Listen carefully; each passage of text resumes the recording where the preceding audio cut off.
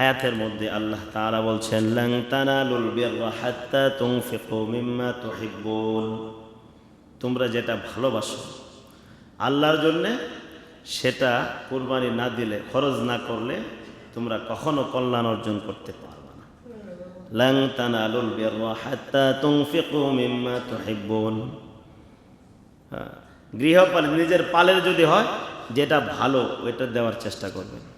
আছে এমন যে ভালো ভালোগুলা রেখে দেয়া একদম নর্মাল, যেটা আর কোনো বিক্রিও করা যাবে না, বাজারে ওর হলেও বেশি একটা দাম হইতো না, আরে এটা দিয়ে দাও, কোরবানি দিয়ে দাও। এইরকম মানসিকতা তো ওই এর ছিল, কার? আদম আলাইহিস সালামের ছেলে কাবিলের ছিল। ওই যে যখন কোরবানি করতে বললেন পিতা, যে দুইজনের মধ্যে বোনকে বিবাহ করা নিয়ে যখন ঝগড়া শুরু হলো, তো কোরবানি করো, যার কোরবানি কবুল হবে সে তার পছন্দনীয় যেটা নিয়ে একটু মনোমালিন্যতা তৈরি হয়েছিল তাকে বিয়ে করবে। তখন কাবিলে কি করেছিল? সে তো কি করত, ও এই আপনার খেতে চাষাবাদ করত, কিছু এই নষ্ট হওয়া গমটম, নষ্ট হয়ে যাওয়া কিছু গম, তার তো মন চাচ্ছে না, কুরবানি দিতে মন চাচ্ছে না, ওই নষ্ট হয়ে যাওয়া কিছু গম মাঠের মধ্যে রেখে আসছে। আর হাবিল সে করত পশুপালন, সে তার পশুর মধ্যে হৃষ্টপুষ্ট মোটা তাজা যেটা ওইটা নিয়ে রেখে আসছে, কারণ সে কোরবানি দিছে অন্তর থেকে, মন থেকে, যেটা আল্লাহর জন্য আমি দিতেছি, এই জন্য ভালোটা দিতে আসছে। আর কাবিলা দিছিল হলো একদম মন চাইতেছে না, চুচাওয়ালা নষ্ট হয়ে যাওয়া কিছু রেখে আসছে। এখন পিতা বলছে, বাবা বলছে, নাও করতে পারতেছে না, কিন্তু তার কুরবানি কবুল হয় নাই, হাবিলেরটা কবুল হয়ে গেছে। এই জন্য মন থেকে আল্লাহর জন্যে যেটা দেওয়া হবে ওইটাই আল্লাহর দরবারে কবুল হবে। এই জন্য পশু কেনার সময় হৃষ্টপুষ্ট পশু, এই যে অসুস্থ হয়ে যাওয়া, খুরা ল্যাংরা লুংরা, চোখ নাই কান নাই, এই সমস্ত পশু কিনা থেকে আমরা বিরত থাকি। ভালো পশু দেখে শুনে সব অঙ্গ প্রত্যঙ্গগুলা ঠিক আছে এরকম দেখে দেখে পশুগুলা কিনব, সব দেখে বয়স যাচাই করব আমরা। বয়স বকরি হলে 1 বছর হইতে হবে, পূর্ণ হইতে হবে, একদিন কম থাকলেও হবে না। আর ভেড়া দুম্বা এগুলা 1 বছর হওয়া লাগে, তবে যদি হৃষ্টপুষ্ট বেশি হয়, যে 6 মাসেরটাও 1 বছরে দেখা যায়, এক্ষেত্রেও চলবে। তবে এটা শুধুমাত্র ভেড়া আর দুম্বার ক্ষেত্রে, কিন্তু বকরির ক্ষেত্রে 6 মাস হলেও চলবে না, ওটা 1 বছরই হওয়া লাগবে। আর গরু মহিষ 2 বছর পূর্ণ হইতে হবে, একদিন কম থাকলেও হবে না। আর উট 5 বছর পূর্ণ হইতে হবে, 6 বছর শুরু হওয়া লাগবে।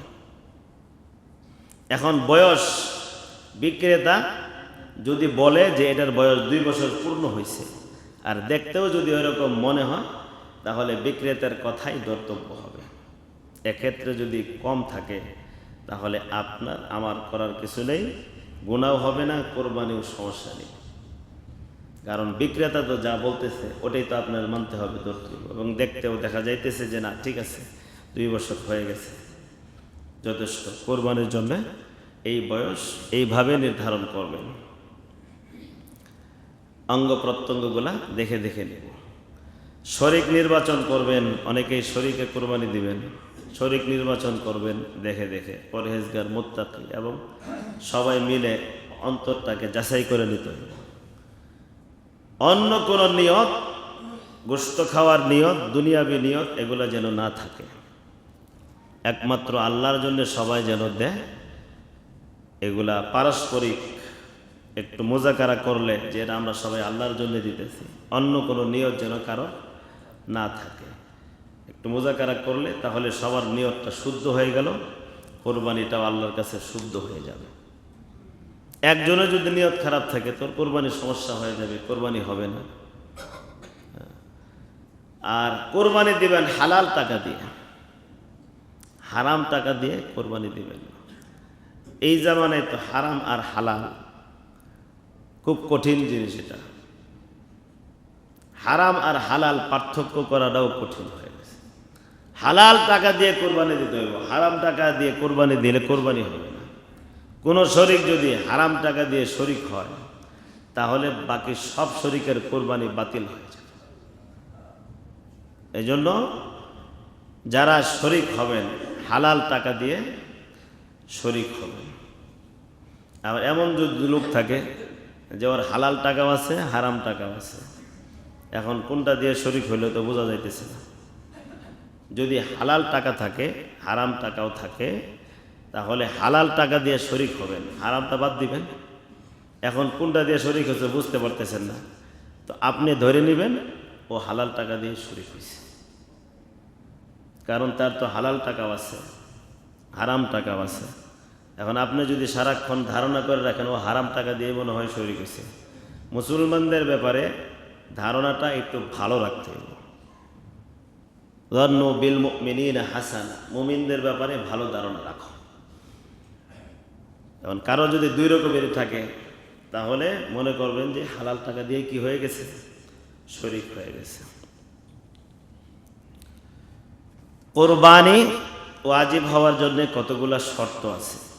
কোরবানি ওয়াজিব হওয়ার জন্যে 6টা শর্ত আছে। 1 নম্বর হলো মুসলমান হইতে হবে, কারণ অন্য ধর্মের লোকের উপর তো আর কোরবানি কি নয়, ওয়াজিব নয়, মুসলমান হওয়া লাগবে। ঈমান, যে কোনো ইবাদত কবুল হওয়ার জন্য কি লাগবে ভাই, ঈমান লাগবে। ঈমান ছাড়া, আল্লাহর প্রতি একত্ববাদের বিশ্বাস ছাড়া কোনো ভালো কাজ কবুল হবে না।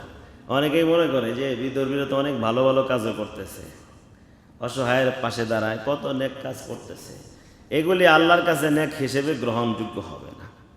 যত ভালো কাজই করুক কোনো দাম নেই যদি ঈমান না থাকে। কোরবানি ওয়াজিব হবে না ঈমান না থাকে।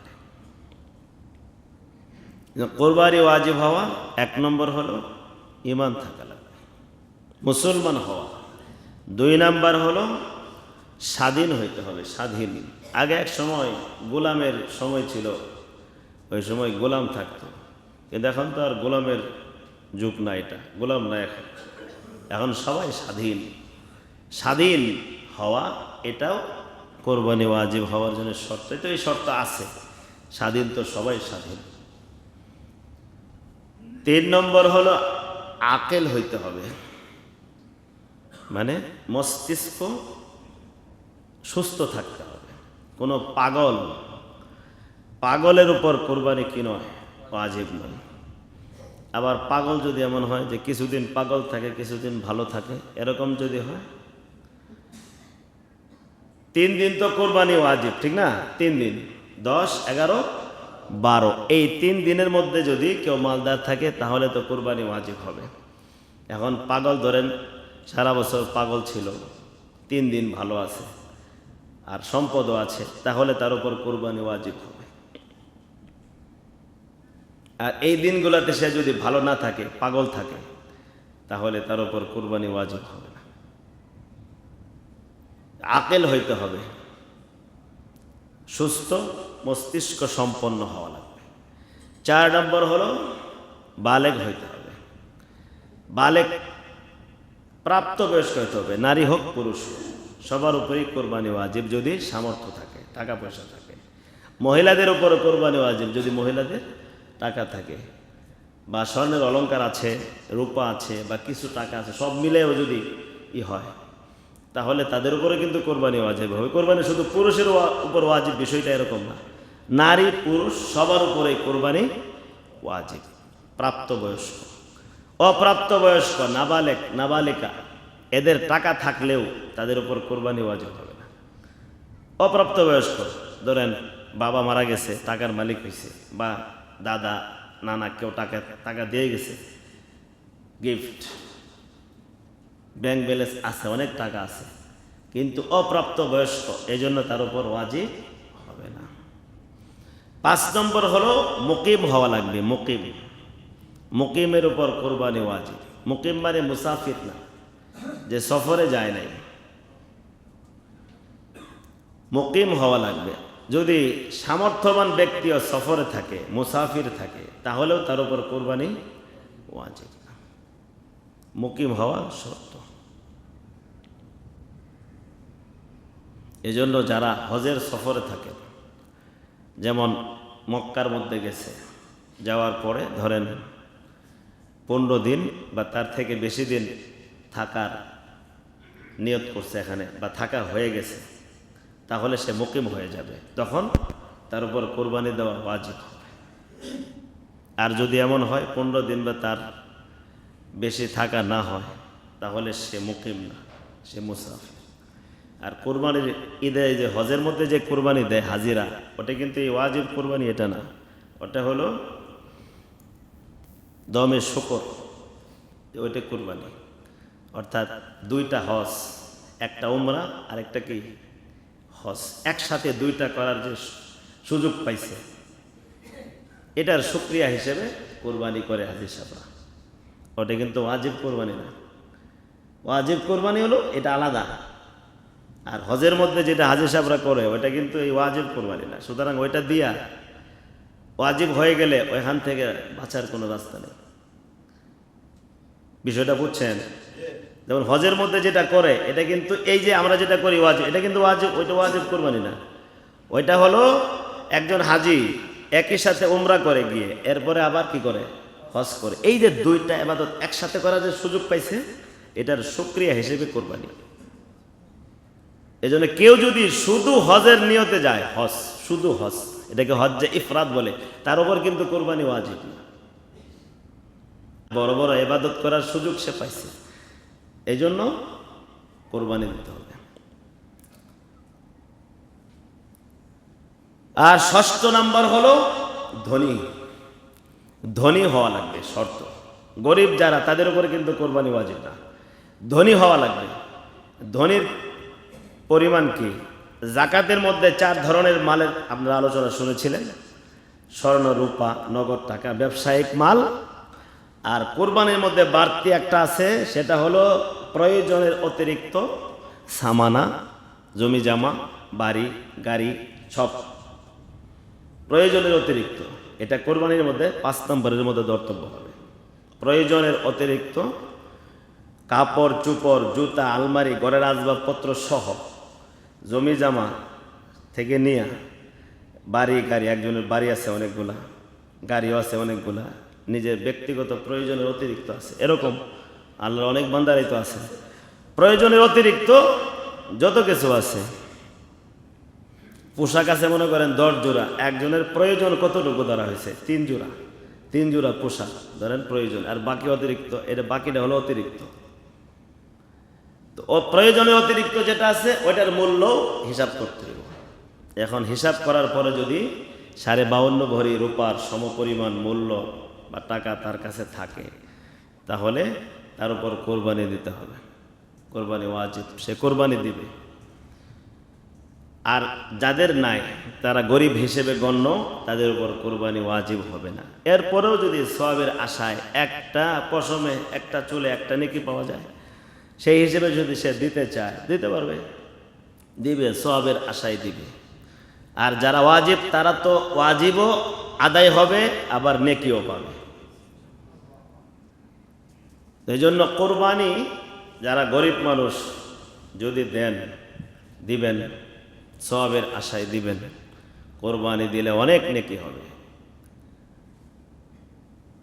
আর যারা ধনী মানুষ, আল্লাহ তাআলা যাদেরকে ধন দিচ্ছেন, তারাও কোরবানি অবশ্যই দেওয়ার জন্যে আমরা চেষ্টা করব। কোরবানি এটা আল্লাহ তাআলার কাছে সবচাইতে প্রিয় আমল। হাদিসের মধ্যে নবী করিম সাল্লাল্লাহু আলাইহি ওয়াসাল্লাম বলেন, মা আমিলা আদামিয়ুন মিন আমালিন ইয়াওমান নাহরি আহাব্বা ইলাল্লাহি মিন ইহরাকিদ দাম। কোরবানির দিনে কোরবানি করার চাইতে আল্লাহ পাকের কাছে উত্তম কোনো আমল নেই। এটা আল্লাহ তাআলার কাছে অনেক দামি আমল। ওয়া ইন্নাহু লা ইয়াতি ইয়াওমাল কিয়ামাতি বিকুরুনিহা ওয়া আশআরিহা ওয়া আজলাফিহা। যে পশুকে কোরবানি করা হবে, এই পশুকে শিং পশম খোর অর্থাৎ পুরা পরিপূর্ণভাবে আল্লাহর সামনে হাজির করা হবে। আল্লাহর সামনে এই পশুটাকে হাজির করা হবে।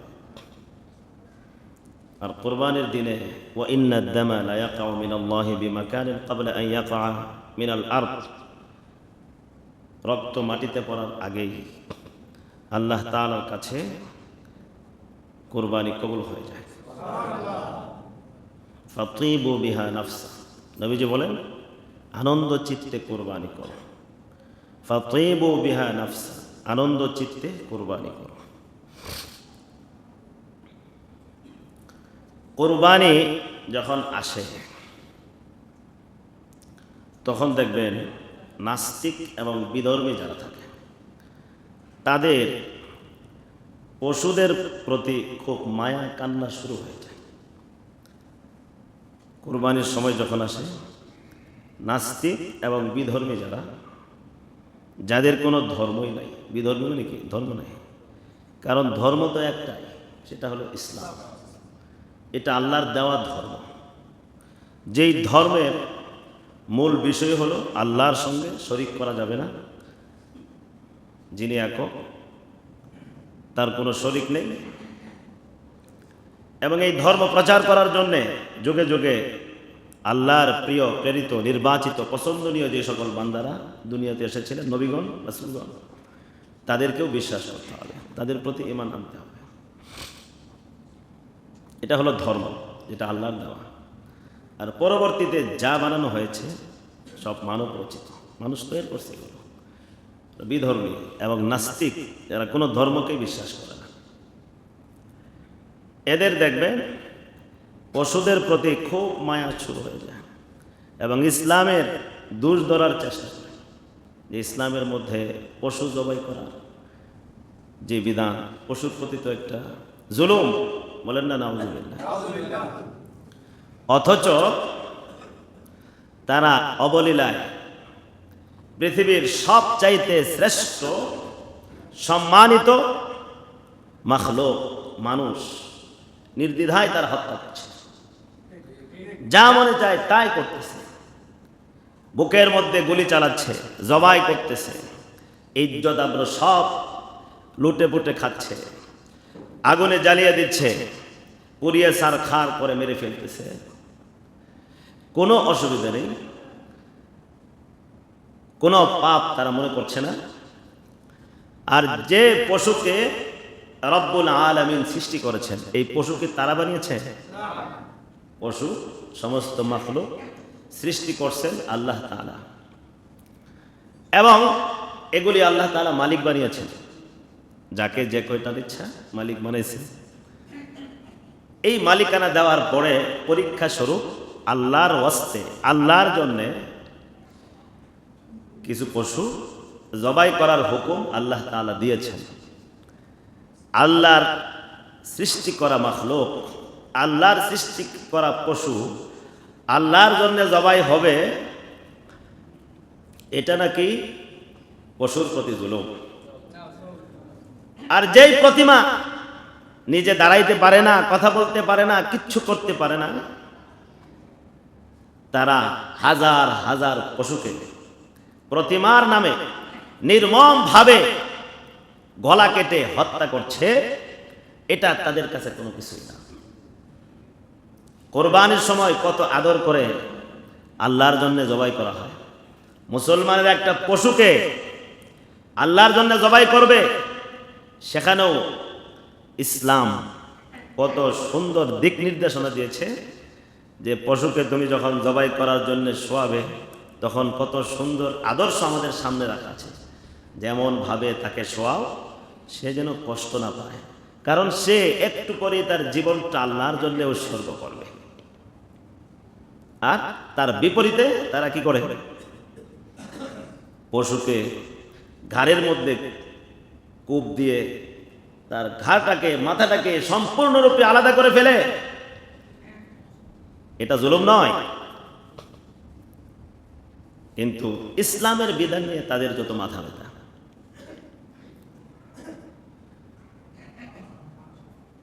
তো কোরবানি এটা আল্লাহ তাআলার পক্ষ থেকে একটি বিধান, কোরবানির কথা কোরআনের মধ্যে রব্বুল আলামিন অনেক জায়গায় বলছেন। সূরা কাউসার আপনারা পারেন তো? সূরা কাউসারের মধ্যে আছে না, ফাসাল্লি লিরাব্বিকা ওয়ানহার। এই আয়াতের অর্থ কি? ফাসাল্লি লিরাব্বিকা ওয়ানহার, এই আয়াতের অর্থ হলো আপনি আপনার রবের জন্যে নামাজ পড়ুন এবং কোরবানি করুন। ওয়ানহার, কোরবানি করুন। অন্য আয়াতের মধ্যে আল্লাহ তাআলা বলেন, কুল ইন্না সলাতি ওয়া নুসুকি ওয়া মাহইয়ায়া ওয়া মামাতি লিল্লাহি রাব্বিল আলামিন। আল্লাহ তাআলা বলেন, হে নবী আপনি বলুন, ইন্না সলাতি আমার নামাজ, ওয়া নুসুকি আমার কুরবানি, ওয়া মাহইয়ায়া আমার জীবন, ওয়া মামাতি এবং আমার মরণ, লিল্লাহি রাব্বিল আলামিন রব্বুল আলামিনের জন্যে। তো আমার নামাজ, আমার কুরবানি, আমার জীবন মরণ সব কিছু কার জন্যে ভাই? আল্লাহর জন্যে। এই কুরবানি আদম আলাইহিস সালাতু ওয়াস সালাম থেকে শুরু করে আমাদের নবী পর্যন্ত কুরবানি প্রত্যেকটা সময়ে ছিল, প্রত্যেকটা যুগেই ছিল, তবে প্রক্রিয়া সিস্টেম ভিন্ন ভিন্ন ছিল। আমরা যে সিস্টেমে যে প্রক্রিয়ায় কুরবানি করি এটা হযরত ইব্রাহিম আলাইহিস সালাতু ওয়াস সালাম থেকে শুরু। এর আগে অন্যান্য উম্মতেরা অন্য প্রক্রিয়ায় অন্যভাবে কুরবানি দিত। কোরআনের মধ্যে রব্বুল আলামিন এই কথাও বলছেন। আল্লাহ পাক বলেন, ওয়ালিকুল্লি উম্মাতিন জাআলনা মানসাকান লিয়াযকুরু ইসমাল্লাহি আলা মা রাযাকাহুম মিন বাহিমাতিল আনআম। প্রত্যেকটা উম্মতের জন্য আমি কোরবানি দিয়েছি, কোরবানি নির্ধারণ করে দিয়েছি। তো সবার জন্য কোরবানি ছিল। আর এরা যখন কুরবানি করবে কি করবে? লিয়াযকুরু ইসমাল্লাহি আলা মা রাযাকাহুম মিন বাহিমাতিল আনআম, গবাদি পশু যেটা আল্লাহ তাআলা তাদেরকে রিজিক হিসেবে দিয়েছেন, গবাদি পশু। এই গবাদি পশুর মালিক আমাদেরকে বানিয়েছেন কে? এটা আল্লাহ তাআলা বলছেন, আলা মা রাযাকাহুম মিন বাহিমাতিল আনআম। এই গবাদি পশু, গৃহপালিত পশুগুলোর মধ্য থেকে যেগুলোকে আল্লাহ তাআলা মানুষের মালিকানাধীন করেছেন, এগুলা যখন আল্লাহর জন্য জবাই করবে, লিয়াযকুরু ইসমাল্লাহ, তারা যেন আল্লাহর নাম উচ্চারণ করে, আল্লাহর নাম উচ্চারণ করবে। তো পশু জবাই করার সময় মুসলমানরা কার নাম উচ্চারণ করে জবাই করবে? আল্লাহর নাম। কারণ আল্লাহর জন্য জবাই হচ্ছে, এজন্য আল্লাহর নামে জবাই করবে। আর কোরবানি এটা ইসলামের একটা অন্যতম শাআইর ইসলাম, ইসলামের অন্যতম একটা নিদর্শন। এটাকে কেউ যদি তুচ্ছ তাচ্ছিল্য করে তার ঈমান থাকবে না। শাআইর ইসলাম, এই কথাও আল্লাহ তাআলা বলছেন, ওয়াল বুদনা জাআলনাহা লাকুম মিন শাআইরিল্লাহি লাকুম ফিহা খায়র। কুরবানি যে উট, এগুলিকে আল্লাহ তাআলা তোমাদের জন্য শাআইর বানাইছেন, নিদর্শন বানাইছেন, আল্লাহর নিদর্শন। লাকুম ফিহা খায়র, এগুলোর মধ্যে তোমাদের অনেক কল্যাণ নিহিত আছে। ফাযকুরু ইসমাল্লাহি আলাইহা সাওয়াফ, যখন এগুলো সারিবদ্ধভাবে দাঁড়িয়ে যাবে জবাই হওয়ার জন্য, কারণ উটকে তো দাঁড়ানো অবস্থায় কি করতে হয়? নহর করতে হয়, কুরবানি করতে হয়, সমান যায় না। তো উটের ক্ষেত্রে দাঁড়িয়ে থাকা অবস্থায়, কিন্তু বাকি পশুগুলা শোয়ানো অবস্থায়, গরু, মহিষ, বকরি, ভেড়া, দুম্বা, এগুলো। ফাযকুরু ইসমাল্লাহি আলাইহা সাওয়াফ, যখন এগুলো নহরের জন্য, জবাই হওয়ার জন্য, কোরবানির জন্য যখন সারিবদ্ধভাবে দাঁড়িয়ে যাবে, আর এগুলাকে যখন নহর করবা, ফাযকুরু ইসমাল্লাহ, আল্লাহর নাম স্মরণ করবা, আল্লাহর নামে জবাই করবা। ফাইযা ওয়াজাবাত জুনুবুহা, এগুলি যখন জবাই হওয়ার পরে মাটিতে পড়ে যাবে, ফাকুলু মিনহা ওয়া আত'ইমুল কানিআ ওয়াল মু'তার, তখন এগুলা থেকে তোমরাও খাবে এবং গরিব মানুষ যারা আছে তাদেরকেও খাওয়াবা। গরিব মানুষ, এনে আবার দুই ভাগ আছে গরিবদের মধ্যে। কিছু গরিব আছে দেখবেন গরিব থাকলেও মানুষের কাছে চায় না, আবার কিছু গরিব আছে না থাকলে আর হুঁশ থাকে না, নাসুর বান্দা হয়ে চাওয়া শুরু করে। দুই ধরনেরই আছে। এখন না খায় আর কত থাকবে ধনীরা যদি না দেয়। এজন্য এক শ্রেণী আছে যে চাইতেই হবে, না চাইলে দিত না। আরেক শ্রেণী আছে কষ্ট বুকে ধারণ করে রাখে কিন্তু চায় না। আল্লাহ তাআলা বলেন আতইমুল কানিআ, কানিআ হলো ওই গরিব যে অল্পে তুষ্ট, সামান্য কিছু পাইলেই সন্তুষ্ট হয়ে যায়, লজ্জায় মানুষের কাছে চায় না, তাকেও দাও, তাকে খাওয়াও, খোঁজ খবর নিয়ে দাও। ওয়াল মুতার, এবং যে চায় মানুষের কাছে গিয়ে চায়, তাকেও দাও। কাযালিকা সাখখারনাহা লাকুম লাআল্লাকুম তাশকুরুন। এই যে পশুগুলা, উট আর অন্যান্য পশু যেগুলো, আল্লাহ তাআলা বলেন এত বড় বড় পশু, শক্তিশালী পশু, মানুষের চাইতে শক্তি কম না বেশি? পশু বেশি। গরু বলেন, মহিষ বলেন, উট বলেন, সবগুলার শক্তি মানুষের চাইতে বেশি না কম? বেশি শক্তি।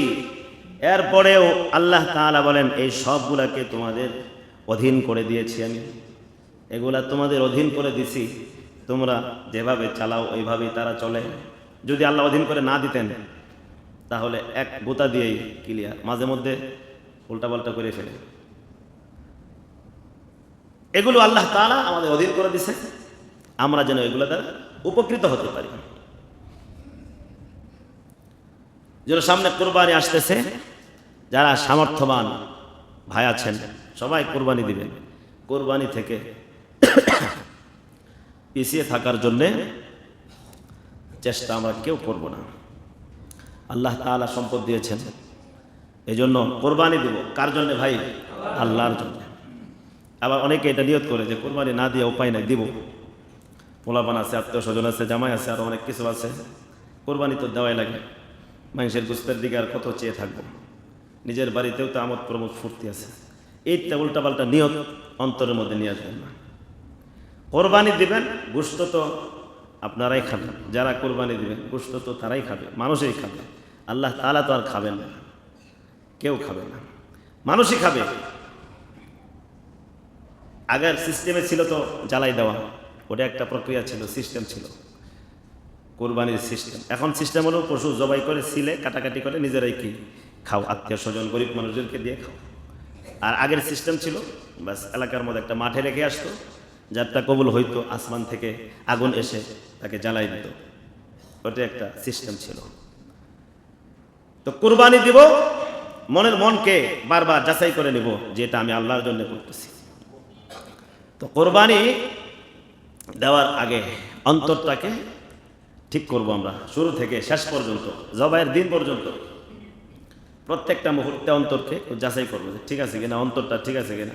কারণ শয়তান তো প্রতি মুহূর্তেই ভিন্ন চিন্তা অনেক কিছু দিয়ে দিয়া নষ্ট করার চেষ্টা করবে, যেন নষ্ট না হয়। অন্তরের মধ্যে যখনই অন্য কোনো খেয়াল আসবে তখনই মনে মনে আবার এই খেয়াল সৃষ্টি করা যেটা আমি আল্লাহর জন্য দিচ্ছি। মানুষের বাহবা, মানুষের সুনাম, মানুষ ভালো বলবে, এগুলার খেয়াল অন্তরে নিয়ে আসবো না। পশু কেনা থেকে শুরু করে একদম জবাই পর্যন্ত বড় বড় পশু, সুন্দর সুন্দর পশু আমরা কেনার চেষ্টা করব। যারা বকরি দেওয়ার সামর্থ্য রাখি, ভালো দেখে শুনে হৃষ্টপুষ্টগুলা কেনার চেষ্টা করব। আর যারা গরু দেওয়ার সামর্থ্য রাখি দেব, যারা মহিষ দিতে চান দিবেন। পশু যেন সুন্দর হয়, হৃষ্টপুষ্ট হয়, এদিকে আমরা অবশ্যই খেয়াল করব। কোরবানির মধ্যে তো অনেক মাসআলা মাসাইল আছে, যার যখন যেটা জানার প্রয়োজন, কাছের অনেক উলামায়ে কেরাম আছে, যার কাছ থেকে সুবিধা মনে হয় মাসআলাগুলো জিজ্ঞাসা করে করে আমরা আমল করার জন্য চেষ্টা করব। আল্লাহ তাআলা আমাদেরকে সুন্দরভাবে আল্লাহ পাকের এই মহান হুকুম পালন করে আল্লাহর নৈকট্য অর্জন করার তৌফিক দান করুন। আমিন। ওয়া আখিরু দাওয়ানা আলহামদুলিল্লাহি রাব্বিল আলামিন। যারা